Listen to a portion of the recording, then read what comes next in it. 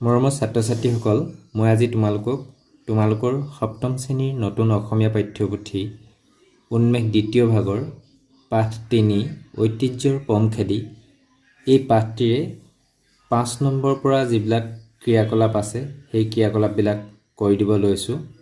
ইতিমধ্যে মই আগৰ ভিডিঅ'ত পাঠটি বুজাই দিয়াৰ লগতে ৪ নম্বৰলৈকে যিমানবিলাক ক্ৰিয়াকলাপ আছে সকলোবিলাক কৰি দিছোঁ আৰু মই ডেছক্ৰিপশ্যনত ইয়াৰ লিংকটো দি দিছোঁ।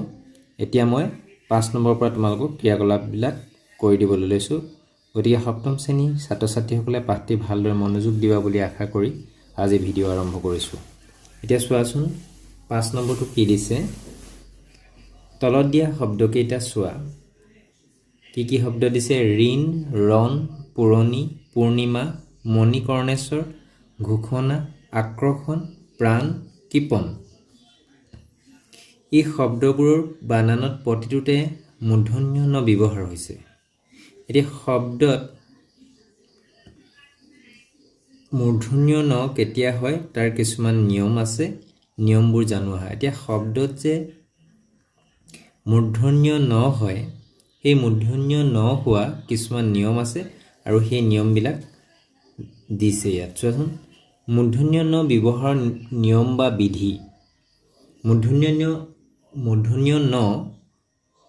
ন কেনেধৰণে ব্যৱহাৰ হয় তাৰ কিছুমান নিয়ম আছে বা বিধি আছে, এই বিধিবিলাক দিছে। প্ৰথমতে ক নিয়মটো কি দিছে?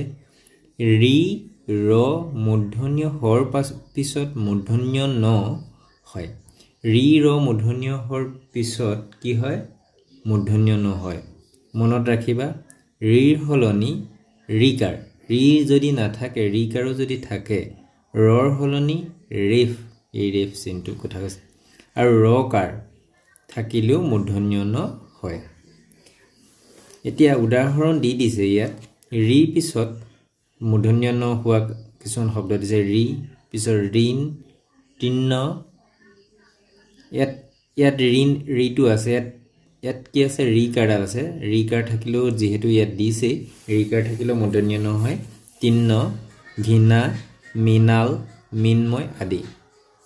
ৰৰ পিছত মূৰ্ধন্য ন হোৱা কিছুমান শব্দ ৰণ, কাৰণ, কিৰণ, বিৱৰণ, অৰণ্য, উচ্চাৰণ আদি। ৰৰ সলনি ৰেফৰ পিছত হয়। এতিয়া চোৱাচোন, কৰ্ণ ৰেফৰ পিছত মূৰ্ধন্য ন হৈছে। বৰ্ণ, বৰ্ণনা, পৰ্ণ, স্বৰ্ণ আদি। ৰৰ সলনি ৰকাৰ পিছত বৰ্ণ, প্ৰণাম, প্ৰণতি, প্ৰণৱ, প্ৰণালী আদি। মূৰ্ধন্য হৰ পিছত চোৱা কেনে বিশেষণ, বিশ্লেষণ, ভীষণ, শোষণ, প্ৰদূষণ। মূৰ্ধন্য হৰ পিছত এইটো মূৰ্ধন্য ন হৈছে। এতিয়া খ যিটো মূৰ্ধন্য ন হোৱাৰ নিয়ম সেইটো কেনে দিছে চোৱা, কেনেকৈ দিছে, কি কাৰণে হয়। ৰি ৰ মূৰ্ধন্য হৰ পিছত স্বৰ বৰ্ণ বা স্বৰ চিহ্ন থাকিলেও মূৰ্ধন্য ন হয়। ৰি ৰ আৰু মূৰ্ধন্য হৰ পিছত কি হয়? স্বৰ বৰ্ণ বা স্বৰ চিহ্ন থাকিলেও মূৰ্ধন্য ন হয়।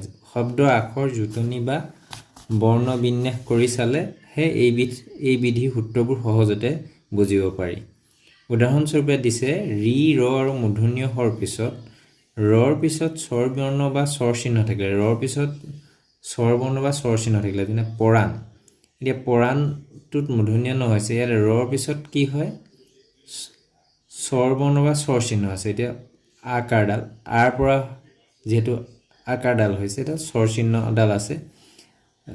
এতিয়া ৰৰ পিছত স্বৰ চিহ্ন থাকিলেও কি হ'ব? মূৰ্ধন্য ন হয়। ৰাণী, বিৰিণা, হৰিণা,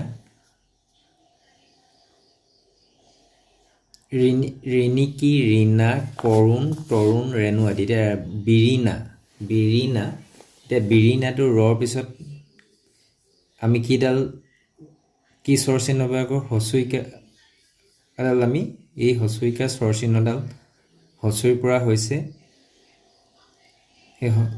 এই স্বৰ চিহ্ন ব্যৱহাৰ কৰিছোঁ, কিন্তু তথাপিও মূৰ্ধন্য ন হৈছে। হৰিণা ঠিক তেনেধৰণে ৰিণিকী, ৰীণা, কৰুণ, তৰুণ, ৰেণু আদি। এতিয়া ৰকাৰৰ পিছত স্বৰবৰ্ণ থাকিলে ৰকাৰৰ পিছত স্বৰবৰ্ণ থাকিলে কি হয় মূৰ্ধন্য ণ হ'ব এতিয়া ঘ্ৰাণ ত্ৰাণ প্ৰাণ ইয়াৰ ৰকাৰ পিছত স্বৰ চিহ্ন আছে আকাৰডাল আছে শ্ৰেণী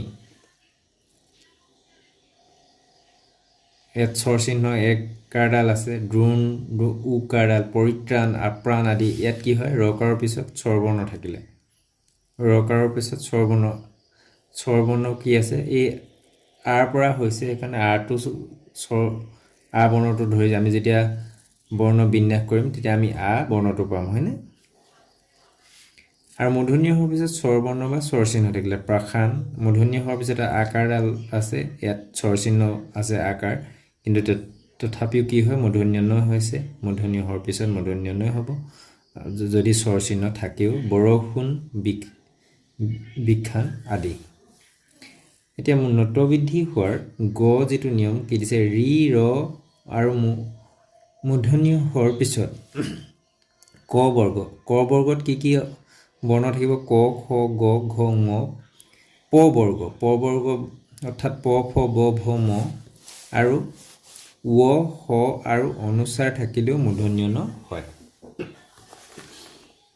এতিয়া কি কৈছে ৰি ৰ মূৰ্ধন্য হোৱাৰ পিছত ক বৰ্গ ৰি ৰ মূৰ্ধন্য হোৱাৰ পিছত ক বৰ্গ কিটা বা প বৰ্গ বা ৱ হ আৰু অনুস্বাৰ থাকিলে মূৰ্ধন্য নহয় উদাহৰণ দি দিছে ৰি ৰ আৰু মূৰ্ধন্য হোৱাৰ পিছত ক বৰ্গ থাকিলে এতিয়া ৰি ৰ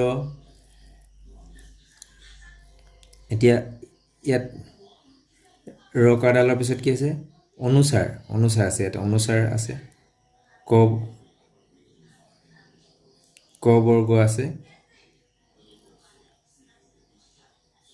ক বৰ্গ আৰু এই অনুস্বাৰ আছে চিত্ৰাংকন আদি প বৰ্গ থাকিলে কৃপণ আৰম্ভণি গামীন দৰ্পণ শিৰোমণি সমৰ্পণ অৰ্পণ আদি স বৰ্ণ এতিয়া ৰি কাৰডালৰ পিছত কি হয় স বৰ্গ কি আছে স আছে স বৰ্ণ থাকিলে এতিয়া স গৃহিণী কিন্তু ইয়াৰ পিছত মূৰ্ধন্য ণ হৈছে গ্ৰহণ এই ৰকাৰডালৰ পিছত কি আছে স আছে যদিও মূৰ্ধন্য ণ হৈছে অপৰাহ্ন ৰৰ পিছত কি হয়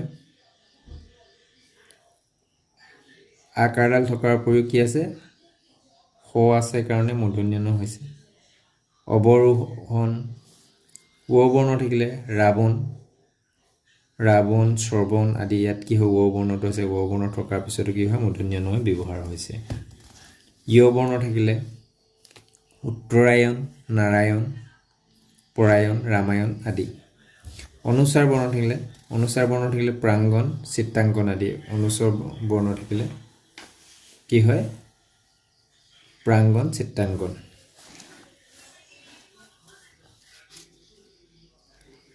মনত ৰাখিবা এই নিয়ম বা বিধিবোৰ সংস্কৃতমূলীয় শব্দ থাকে এই যিবিলাক নতবৃদ্ধিৰ নিয়ম ক'ত খাটে সংস্কৃতমূলীয় শব্দ থাকে মূৰ্ধন্য ণ ব্যৱহাৰ নিয়ম বা নতবিধি কিছুমান ক্ষেত্ৰত প্ৰযোজ্য নহয় এই যে নতবিধি নিয়ম কিছুমান শব্দৰ ক্ষেত্ৰত কি হয় প্ৰযোজ্য নহয় বুলি কৈছে চোৱাচোন কোনবিলাক ক্ষেত্ৰত নহয় এক অসমীয়া থলুৱা শব্দবোৰ ক্ষেত্ৰত নতবিধি নিয়ম প্ৰযোজ্য নহয় যেনে ৰয়না ফেৰেঙনি গেৰেকনি বৰানী বৰুৱানী ডাক্তৰণী ইয়াত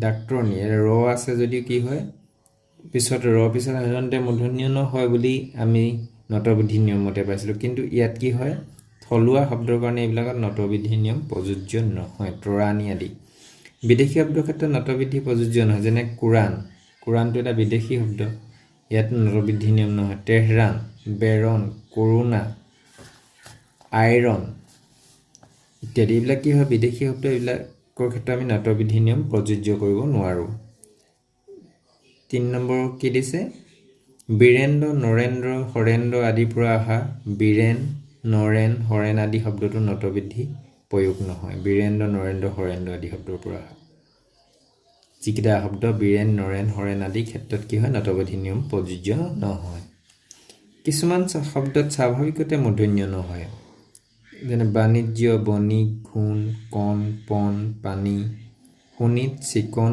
গুণ গণ খন বাণী কণিকা কংকণ অনু বেনী বেনু বাণ গৌণ তুণ অনা বিনা নিপুণ কল্যাণ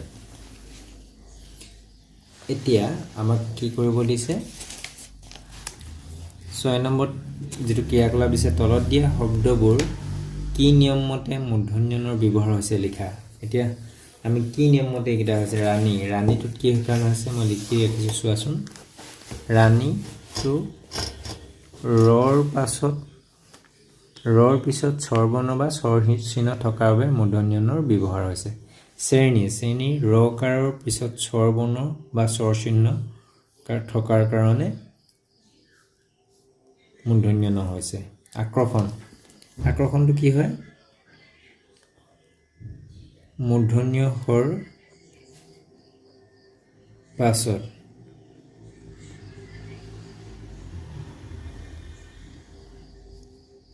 মূৰ্ধন্য হৰ থকাৰ কাৰণে মূৰ্ধন্য হৈছে ৰাৱণৰ ৰৰ পাছত ও থকাৰ কাৰণে ৰৰ পিছত ও থকাৰ কাৰণে মূৰ্ধন্য ব্যৱহাৰ হৈছে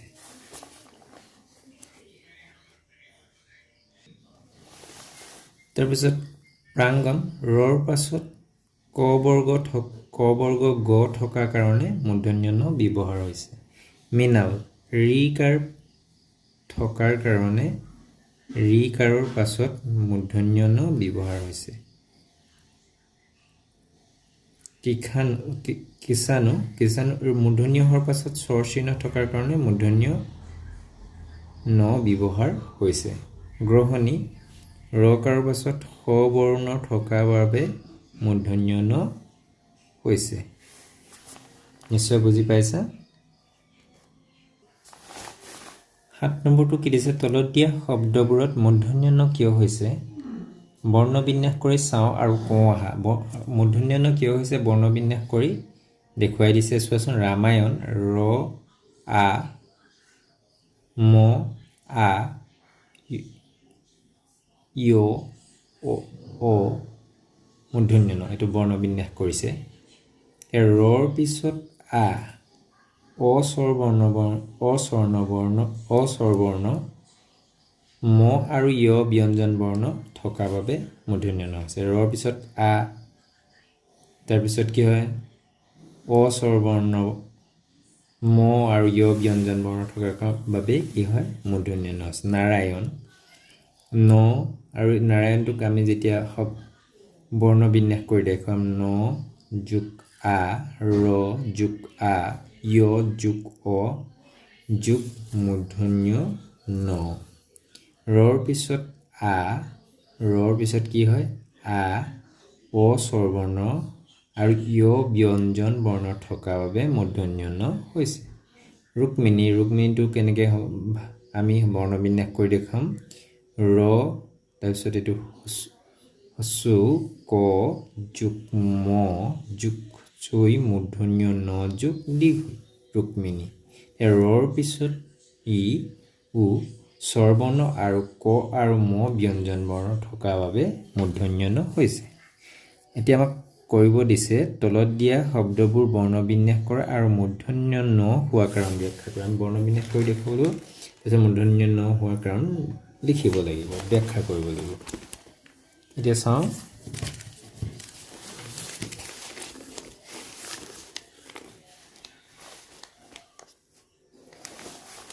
প্ৰথমে লৈছো মিনময়টো আমি ভাঙি যেতিয়া বৰ্ণবিন্যাস কৰিম ম যোগ ৰি যোগ মূৰ্ধন্য ন যোগ ম যোগ অ যোগ য় ৰিকাৰৰ পাছত মূৰ্ধন্য ন হৈছে বিশ্লেষণটো ব যোগ চুই যোগ হ যোগ ল এ মূৰ্ধন্য হ অ ন মূৰ্ধন্য হৰ পাছত মূৰ্ধন্য ন ব্যৱহাৰ হৈছে শ্ৰেণী হ ৰ যোগ এ যোগ মূৰ্ধন্য ন যোগ ই ৰকাৰৰ পিছত স্বৰবৰ্ণ থকাৰ বাবে মূৰ্ধন্য ন ব্যৱহাৰ হৈছে অপৰাহ্ন অ যোগ প যোগ অ যোগ ৰ আ স ন অ এনেধৰণে আমি বৰ্ণবিন্যাস কৰিব লাগিব। ৰৰ পিছত স্বৰবৰ্ণ সহিতে স বৰ্ণ থকাৰ বাবে মূৰ্ধন্য ণ হৈছে। স্বৰবৰ্ণ স যোগ ৰ যোগ অ ও মূৰ্ধন্য ণ। ৰৰ পাছত ও বৰ্ণ থকাৰ বাবে মূৰ্ধন্য ণ হৈছে। বিখান ব যোগ ই যোগ মূৰ্ধন্য হ আ যোগ মূৰ্ধন্য ণ। মূৰ্ধন্য হোৱাৰ পাছত স্বৰবৰ্ণ থকাৰ বাবে মূৰ্ধন্য ণ হৈছে। ত্ৰাণ ত যোগ ৰ যোগ আ যোগ মূৰ্ধন্য ণ। ৰ কাৰৰ পাছত স্বৰবৰ্ণ থকাৰ বাবে। চিত্ৰাংকন চ যোগ ই যোগ ত যোগ ৰ আ ঙ ক যোগ অ যোগ মূৰ্ধন্য ণ। ৰ কাৰৰ পাছত অনুচ্বৰ আৰু ক বৰ্গৰ বৰ্ণ থকাৰ বাবে মূৰ্ধন্য ণ হৈছে।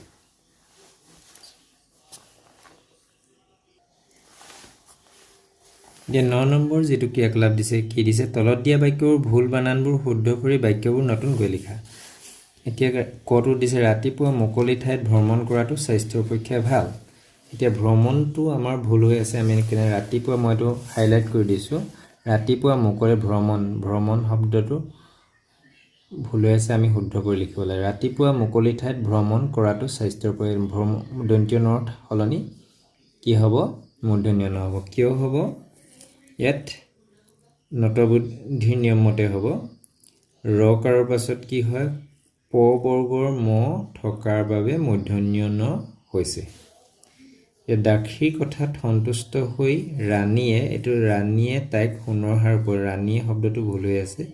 ৰাণীয়েটো দন্ত্য নৰ সলনি মূৰ্ধন্য ণ হ'ব লাগে। দাসীৰ কথাত সন্তুষ্ট হৈ ৰাণীয়ে তাইক সোণৰ হাৰ উপহাৰ দিলে। এইটো কি কাৰণে হৈছে মূৰ্ধন্য ণ? ৰৰ পিছত স্বৰ চিহ্ন থকাৰ কাৰণে।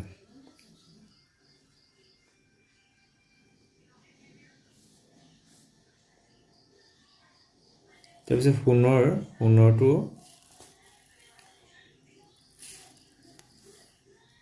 সোণৰ হাৰ উপহাৰ দিলে।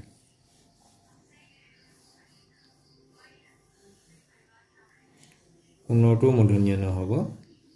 শ্ৰেণী কোঠাত হুলস্থুল নকৰিবা। শ্ৰেণী কোঠাত হুলস্থুল নকৰিবা। শ্ৰেণী কোঠাত এতিয়া এইটো দন্ত্য ণ আছে, ইয়াত আমি এইটো মূৰ্ধন্য ণ কৰিব লাগিব। শ্ৰেণী কোঠাত হুলস্থুল নকৰিবা, এইটো নতবৃদ্ধিৰ নিয়ম অনুসৰি মূৰ্ধন্য ণ হৈছে। বৰুৱানীয়ে ফেৰেঙনিত বহি থকা চৰাইজনীক কাষলৈ মাতিলে। এতিয়া বৰুৱানী শব্দটো কি হয়? নতবৃদ্ধিৰ নিয়ম মতে কি আছিলে? এইটো নতবৃদ্ধিৰ নিয়ম প্ৰযোজ্য নহয়, মূৰ্ধন্য ণ নহয়। এতিয়া সেই নতবৃদ্ধিৰ নিয়ম প্ৰযোজ্য নোহোৱাৰ কাৰণে দন্ত্য ণ হ'ব লাগে। বৰুৱানীয়ে ফেৰেঙনিত বহি। এতিয়া বৰুৱানী শব্দটো ইয়াত কি হয়? এইটো আমাৰ ভুল হৈ আছে। এতিয়া আমি শুদ্ধকৈ লিখি এনেধৰণে লিখিব লাগিব। বৰুৱানীয়ে ফেৰেঙনিত বহি থকা চৰাইজনীক কাষলৈ মাতিলে। অৰ্জুন নিপুণ বীৰ আছিল। নিপুণটো দন্ত্য ণ নহয়, কি হ'ব? অৰ্জুন নিপুণ বীৰ আছিল। এইটো স্বাভাৱিকতেই দন্ত্য ণ নহয়, কি হয়? মূৰ্ধন্য ণ হয় নিপুণ শব্দটো। সৰস্বতীৰ আন এটা নাম বীণাপাণি। এতিয়া এইটোত কি হয়? বীণাপাণিটো কি হ'ব? মূৰ্ধন্য ণ হ'ব লাগে দন্ত্য নৰ সলনি। পানীয়ে প্ৰাণ। এতিয়া এই দুইটাতে দন্ত্য ণ আছে, এই দুইটাৰে কি হ'ব? পানীয়ে প্ৰাণীটোতো মূৰ্ধন্য ণ আৰু প্ৰাণটোতো মূৰ্ধন্য ণ নতবৃদ্ধিৰ নিয়ম অনুসৰি হ'ব লাগে। তাৰপিছত বগীয়জুঁটো কি যে বিদ্যালয়ৰ প্ৰাংগণত আলোচনা চক্ৰ অনুষ্ঠিত হ'ব। এইটো কি হ'ব? প্ৰাংগণতটো ভুল হৈ আছে, মই এইটো তোমাক হাইলাইট কৰি দিছোঁ তোমালোকক। বিদ্যালয়ৰ প্ৰাংগণত সলনি আমি দন্ত্য নৰ যিটো আছে এইটো মূৰ্ধন্য ণ হ'ব লাগে। বিদ্যালয়ৰ প্ৰাংগণত আলোচনা চক্ৰ অনুষ্ঠিত হ'ব। ঝটো কি আছে? সততা সহজ গুণ। গুণটো কি হয়? গুণটো আমাৰ মূৰ্ধন্য ণ হ'ব লাগে। সততা সহজ গুণ।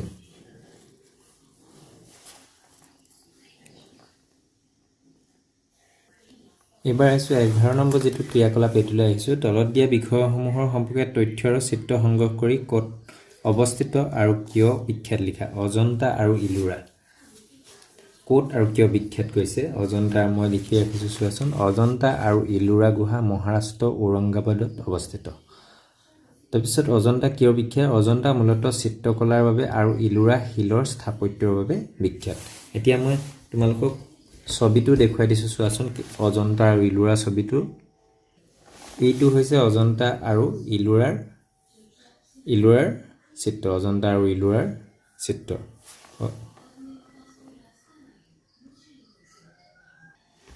তাৰপিছত দিছে তাজমহল। তাজমহলটো ক'ত অৱস্থিত। তাজমহল উত্তৰ প্ৰদেশৰ আগ্ৰা চহৰত অৱস্থিত। তাজমহল মোগল সম্ৰাট শ্বাহজাহানে তেওঁৰ পত্নীৰ স্মৃতিত নিৰ্মাণ কৰিছিল। তাজমহল বিশ্বৰ এটা অন্যতম আশ্চৰ্যকৰ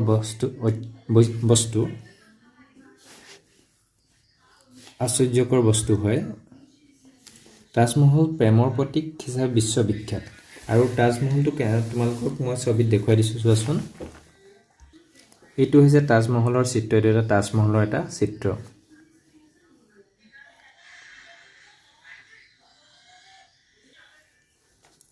গটো কি দিছে। আগ্ৰা ফোৰ্ট। আগ্ৰা ফোৰ্ট কি হয়, ক'ত অৱস্থিত। আগ্ৰা ফোৰ্টটো হৈছে এই দুৰ্গটো আগ্ৰা চহৰত অৱস্থিত। আগ্ৰা ফোৰ্ট স্থাপত্য আৰু সাংস্কৃতিক দিশত পৃথিৱী বিখ্যাত। আগ্ৰা ফোৰ্ট কিহৰ কাৰণে বিখ্যাত। স্থাপত্য আৰু সাংস্কৃতিক দিশত পৃথিৱী বিখ্যাত। তোমালোকক মই আগ্ৰা ফোৰ্টৰ এটা ছবি দেখুৱাইছোঁ চোৱাচোন। তোমালোকে আৰু বিভিন্ন ধৰণৰ আগ্ৰা ফোৰ্টৰ ছবি সংগ্ৰহ কৰি চাবলৈ চেষ্টা কৰিবা আৰু ডাঙৰ হ'লে নিজে গৈও আগ্ৰা ফোৰ্ট চাবগৈ পাৰিবা।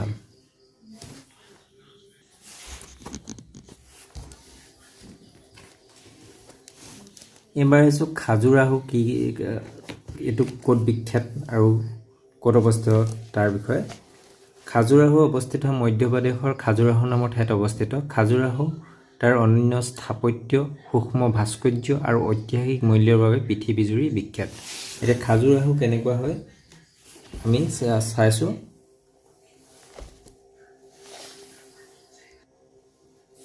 এইটোৱে হৈছে খাজুৰাহোৰ চিত্ৰ। এইটো খাজুৰাহোৰ চিত্ৰ। তোমালোকে অন্য উৎসৰ পৰাও খাজুৰাহোৰ বিভিন্ন ধৰণৰ চিত্ৰ সংগ্ৰহ কৰি চাবলৈ যত্ন কৰিবা। উঙটো কি দিছে। কোণাৰ্ক সূৰ্য মন্দিৰ। কোণাৰ্ক সূৰ্য মন্দিৰ কি হয়, অৱস্থিত উৰিষ্যাৰ পুৰীত অৱস্থিত। এইটো সূৰ্য দেৱতাৰ প্ৰতি উৎসৰ্গিত। ইয়াৰ স্থাপত্য, ভাস্কৰ্য আৰু ঐতিহাসিক গুৰুত্বৰ বাবে বিশ্বজুৰি বিখ্যাত। এতিয়া প্ৰকল্প কি দিছে তোমালোকক। তোমাৰ জিলাত থকা প্ৰাচীন মঠ মন্দিৰ, দৌল, দেৱালয়, ধৰ্মীয় স্থানৰ তথ্য আৰু ফটো সংগ্ৰহ কৰি দৃশ্যশ্ৰাব্য মাধ্যমৰ এখন তথ্যচিত্ৰ প্ৰস্তুত কৰা আৰু বিদ্যালয়ৰ বাৰ্ষিক ক্ৰীড়া সপ্তাহত প্ৰদৰ্শন কৰা। আৰু এই ক্ষেত্ৰত তোমালোকক শিক্ষকৰ সহায় ল'বলৈ কৈছে। প্ৰয়োজন সাপেক্ষে স্থানীয় সমল ব্যক্তিও তোমালোকে সহায় ল'ব পাৰা। আৰু 13 যিটো প্ৰকল্প দিছে, ইয়াত কি দিছে। পুথিভঁৰালৰ পৰা অসমৰ ঐতিহ্য সম্পৰ্কীয় কিতাপ সংগ্ৰহ কৰি পঢ়া আৰু তাত লাভ কৰা তথ্যসমূহ লিখি শিক্ষকক দেখুওৱা আৰু শ্ৰেণীকোঠাত পঢ়ি শুনোৱা। এইকেইটা প্ৰকল্প দিয়া হৈছে। আজিৰ পাঠ ইমানতে সামৰিছোঁ। পুনৰ অন্য এটা পাঠৰ সৈতে পুনৰ লগ হ'ম। ধন্যবাদ।